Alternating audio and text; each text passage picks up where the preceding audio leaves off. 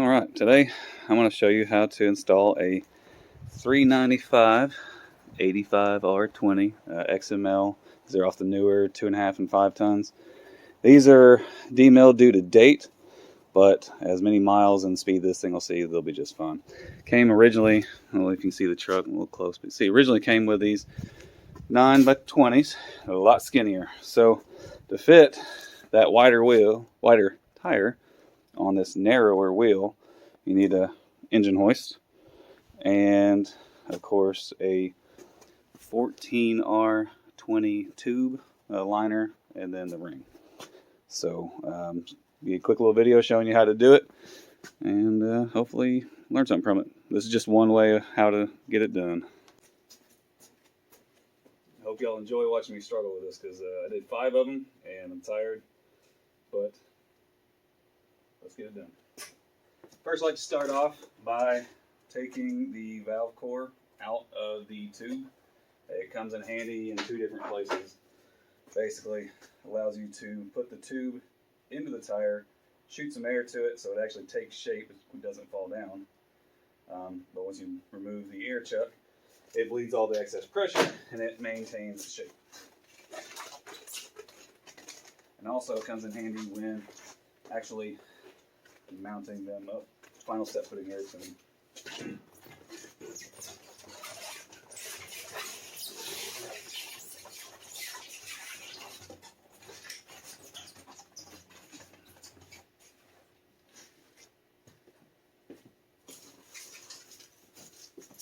It's also really handy to have a chuck with a locking lever on it.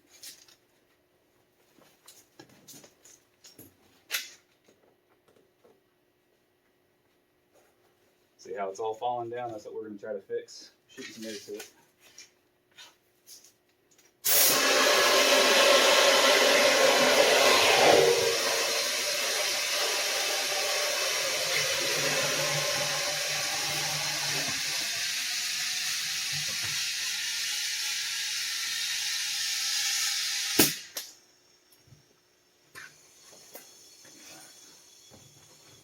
Next goes the liner.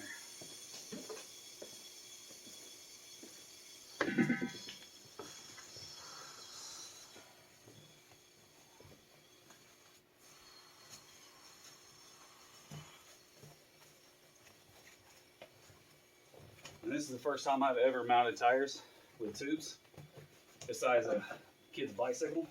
So if I can do this, I'm pretty sure anybody could.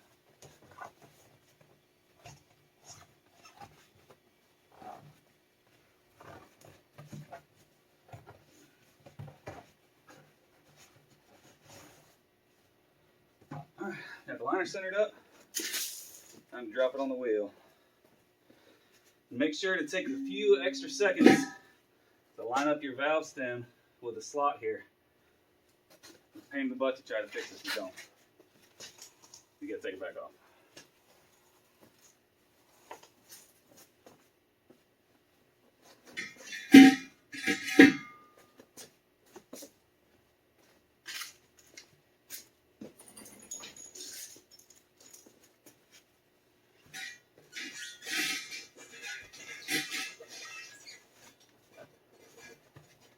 While you're setting the tire down, it's a good time to make sure the liner is where it needs to be and the valve stem is as well before it drops down like so.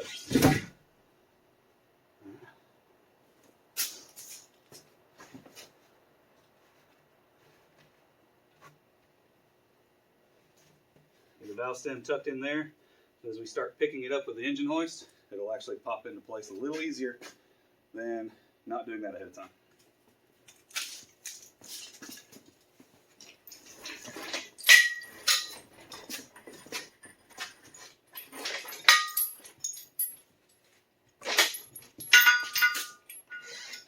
Got to line the legs up where they're not going to interfere with the ring where it mounts on the bead,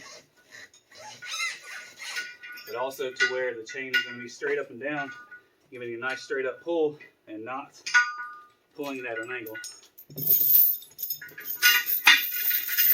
And this is just a Harbor Freight trailer safety chain. actually use it for pulling engines and everything. It's been great. I've been using it for probably 10 plus years.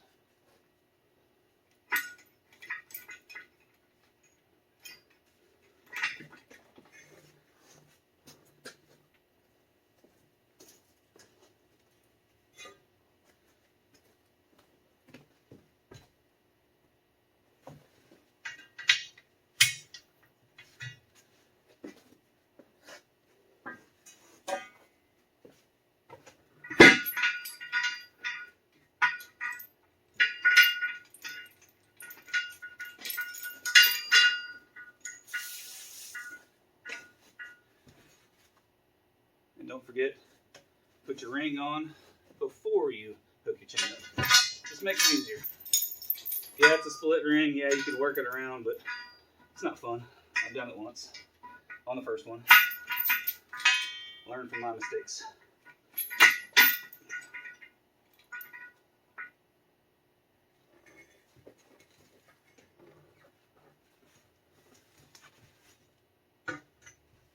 I like to move the ring out of the way. Gives you a better picture of what the liner and the wheel is actually doing, rather than blocking it with the ring.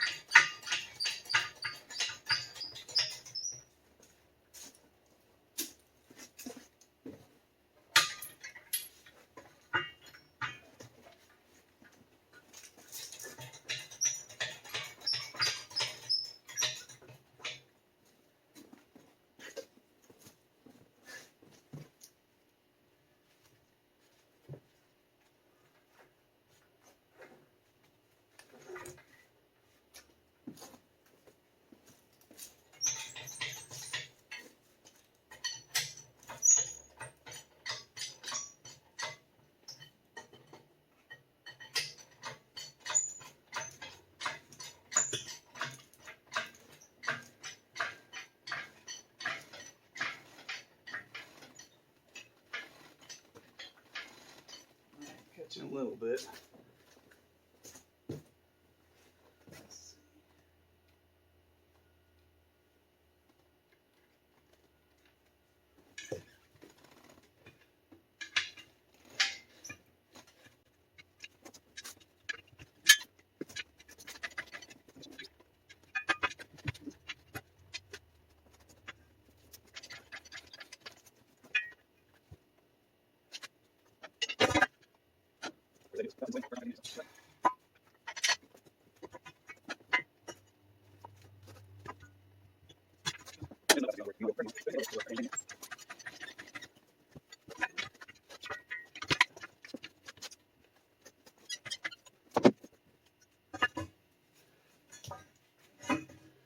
Easiest way I found to get the ring started is get the very tip of it started, and some of them I've just been able to walk around super easy.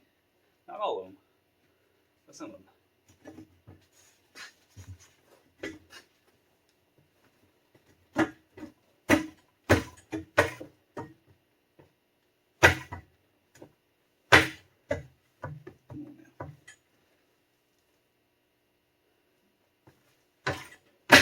There it goes.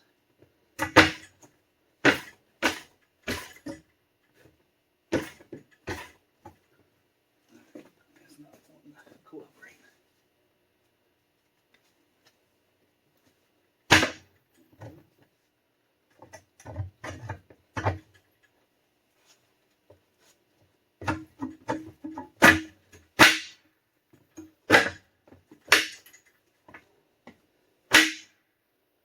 Not too far, but that's not a problem.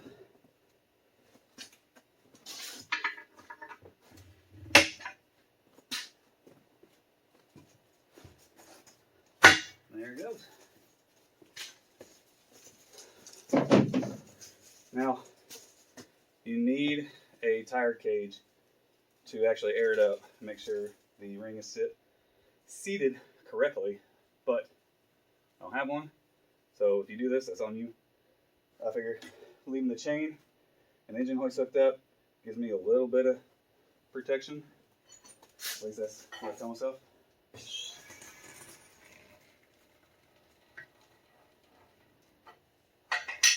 Now the other part of having an air chuck with a latch and the valve cord out, what I like doing, my 60-gallon air compressor is at 150 psi. I can hook it in there, hook this up, and kill the power of the compressor. That way I don't have to be anywhere near it.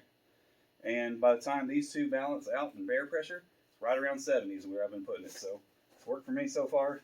Still alive, but good at your own risk.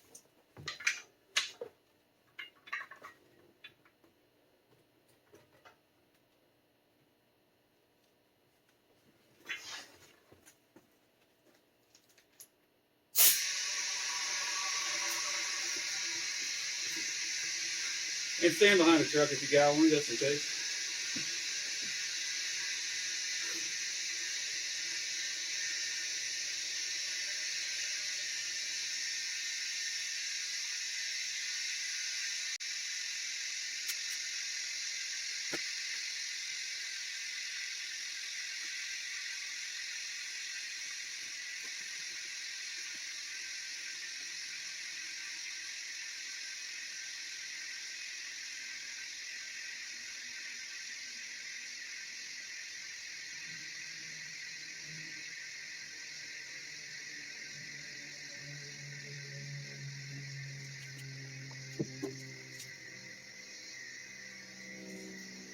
Alright, compressor's down to about 70 psi, so let's do this.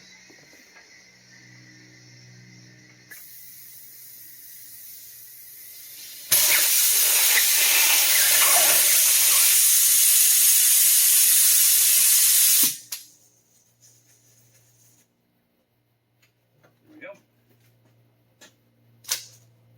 I'm just going to let that sit there for a minute. Get it put on the truck, air it up. You don't need to see 180-pound me struggle with 300-pound wheel and tire assembly, so I'll show you after it's all done. Now it is all done and back together. Looks 10 times better than the old 9x20's. I mean, it has a nice, cool nostalgia look about them, but I prefer these much better. So let's take it for a quick rip.